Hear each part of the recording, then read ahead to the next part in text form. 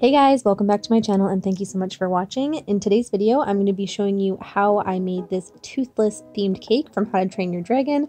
There were a lot of firsts in this video for me. First time using modeling chocolate, first time using a threaded rod as internal support. So there were a few hiccups along the way. So let's just get right into it. So I'm starting out with a 14-inch cake board and I've already drilled a hole in the middle of it that is the same size as the threaded rod I'm going to be using. I also just glued some feet onto the bottom of my board. You can find boards that already have feet on them, or you could use little pieces of wood for this. I just need to make sure that it's going to be high enough that the bottom of my threaded rod isn't going to make my board all wobbly.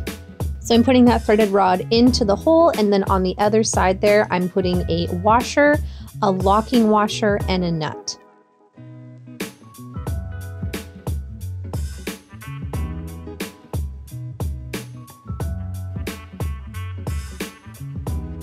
Next, I'm just flipping that over, and then the same thing, a washer, a locking washer, and a nut. The goal here is to get the locking washer flat, so you want to tighten that as much as you can. I'm using a pair of scissors to help me really get that on there. You could also use a pair of pliers. I do recommend using a thicker board than the one I was using. It was a little bit flimsy. You want to get that really tightly compacted cardboard, or you can use like a piece of plywood. There's a ton of different materials you can use for the board. You just want to make sure it's pretty sturdy. Now, even though I've sanitized all the metal pieces I'm using, you do need to make it food safe. Sanitized is not enough. So I ordered some of this like tinfoil tape stuff, but it was not coming. So I made do with just regular old tinfoil, and I'm wrapping everything really snug from the bottom to the top. I melted down a little bit of chocolate and added some to the bottom, just because there were a couple nooks and crannies that the tinfoil was not covering. Now that my structure is nice and secure, I'm going to start with the cake. I have two 4-inch vanilla cakes that I've leveled and cut in half, and I'm going to put those right in the center of that threaded rod, just stacking those up with some chocolate ganache in between.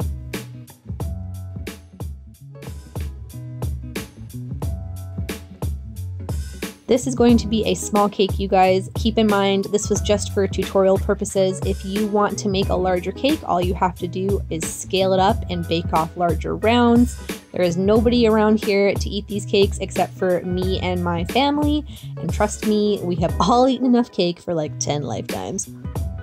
So on top of those 4-inch cakes, I've got two 6-inch cakes. And at this point, if this was a larger cake, I would add another cake board right here because I'd want to have more stability. But because this was a smaller cake, I didn't really feel like I needed to do that. So I'm just continuing to stack up with a couple more 4-inch chocolate cakes.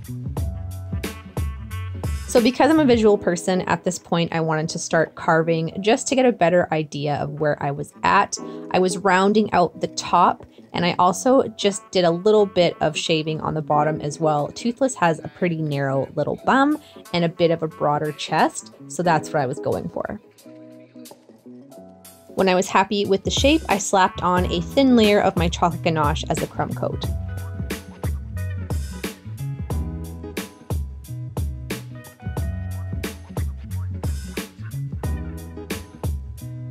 I let that chill in the fridge for about 20 minutes just so it firmed up a bit, and then I'm adding 3 more layers of my 4-inch chocolate cakes on top.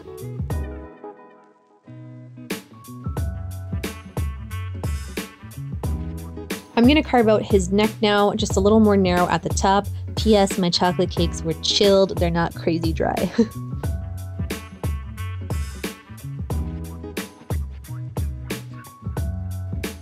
I'm covering that in ganache as well, and then that's going in the fridge. When the ganache is set, I'm putting a piece of cling film over the top. This is so that when I peel away the aluminum foil on the top, I'm making sure that none of that's going to get into my cake. And then I am adding a nut here, and I have a cake board that I've cut to like this ovally shape. I'm threading that on and then securing it in place with another nut so it's nice and snug.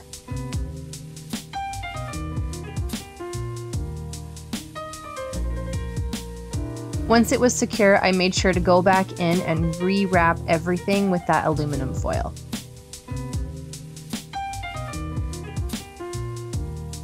I've mixed together some Rice Krispies and melted marshmallows, and I'm gonna start building up his head. I'm gonna be carving my Rice Krispies, so I wasn't super worried about like the perfect head shape. It was just more important to get them on there in a large enough mass so that they're covering the entire board and also just working down the back onto his neck a little bit.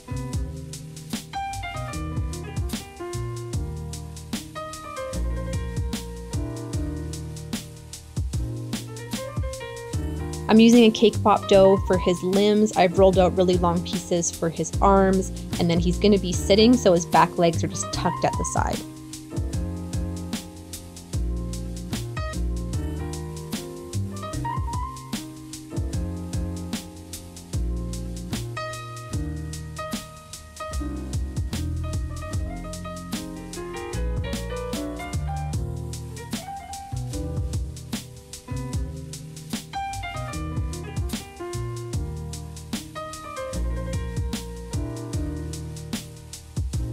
I rolled out a really long, narrow piece for his tail as well. And you can see for the front legs and the tail, I blended the part where they meet the cake so that it's a little less seamless. It's not going to stick out like a sore thumb when I go to ganache it. Once he was no longer legless, just toothless, I'm applying a thin layer of that ganache all over the entire cake except for the head.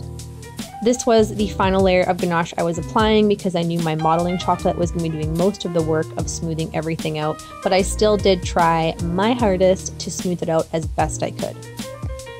So moving back to the head, I'm going off of a picture that I will link below. All the reference photos will be linked below, and I'm just carving off the top. He has a very weird, just like a weird body shape in general, but his head is like long, but also flat, but also very forward. So I just did my best here.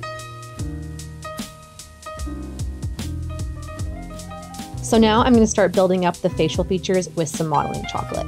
I did make this myself, but I'm going to hold off on putting out a recipe because I think I have to troubleshoot a couple things. I will link another recipe down below if you guys want to make your own. I added this big piece to the front just to round it out a little bit, and I'm making sure the top of the head remains pretty flat. I'm using my little fondant roller to help me blend out those seams. The nice thing about modeling chocolate is that all the seams blend together really nicely, which was a huge benefit in making a cake like this versus fondant. So I just went around and bulked out the sides. I made a couple indents for where his eyes are roughly going to be, and I added a little more on the bottom as well.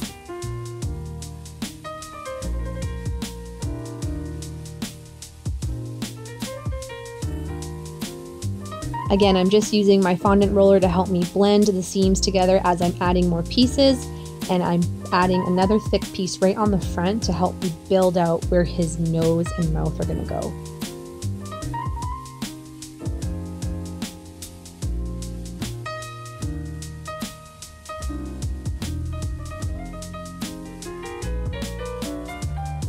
For each of his eyes, I'm adding an oval of this really pale green color.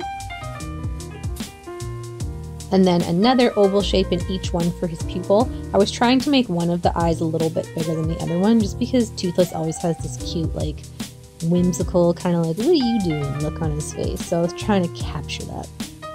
I've added another snaky of black right above for his like brow bone area.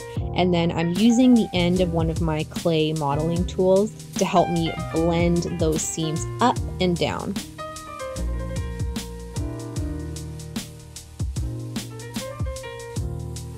I must have just gotten really into it because I added another snaky on the bottom of his eye as well, but I've like turned his face away from the camera and I'm just like super concentrating on it. But I basically just did the exact same thing, added a snaky underneath and then blended the seam down. I want to build out the front even more just because I didn't feel like it was poking out enough. I thought it was too flat. So I'm adding more of that right underneath his eyes and in between, blending that up into his brow bone and then down.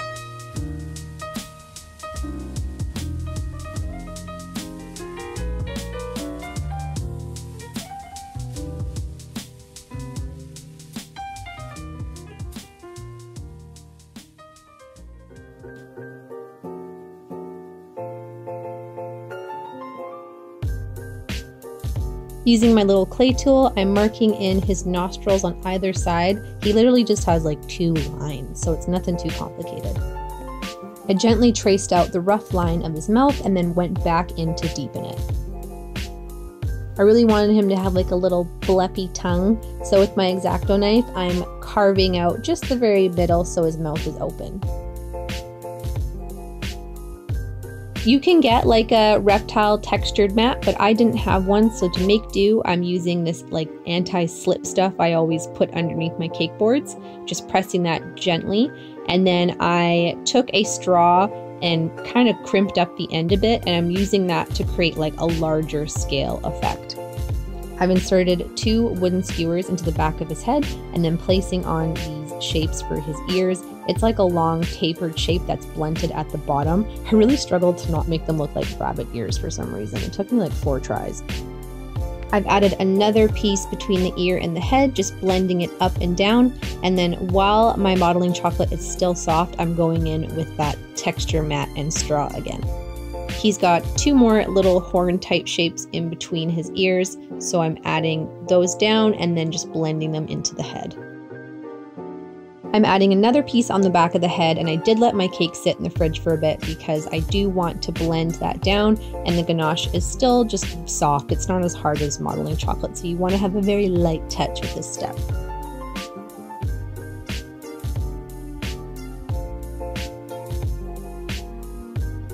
Now I'm going to start paneling the whole cake. I'm basically just rolling out big pieces of modeling chocolate and then draping them over the back, the legs, the front, and working quickly to blend the seam for each piece. You do not want to cover the whole thing in one go and then blend.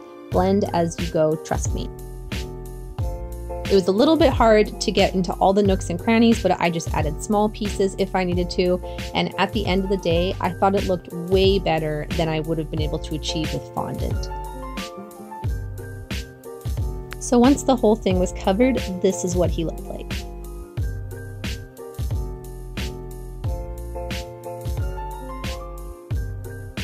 He's got 2 more pieces on either side of his head, one larger and smaller, so I went ahead and added those.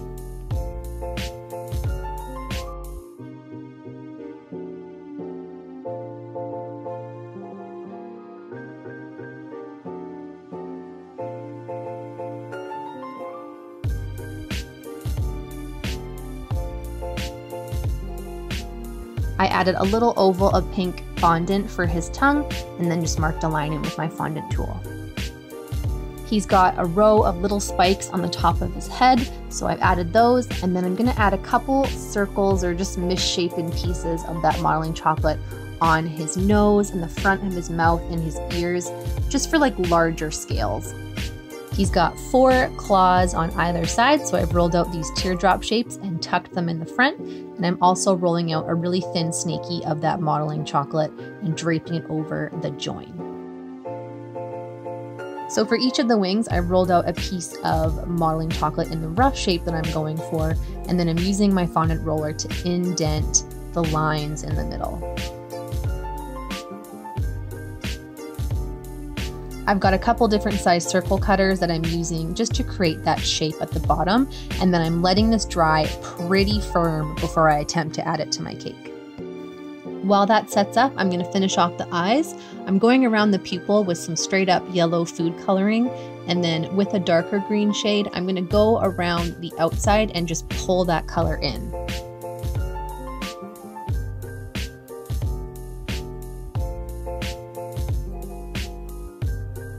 I've added a little bit of white food coloring, and I'm just drawing some lines on there, just blending it together.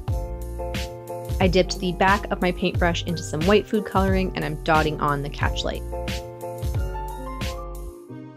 When my wings are ready to go, I've melted down some chocolate, and I'm adding that on the part of the wing that's going to be attached to the cake. So I'm just lining that up and holding it in place until the wing dries completely. So this is what it looked like with both wings on. I put a little bit of coconut on the board, and you can see I added the piece for his tail.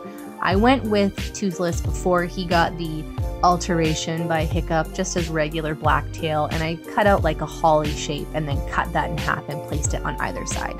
Thank you so much for watching. Don't forget to subscribe for new videos every week, and I will see you in the next one.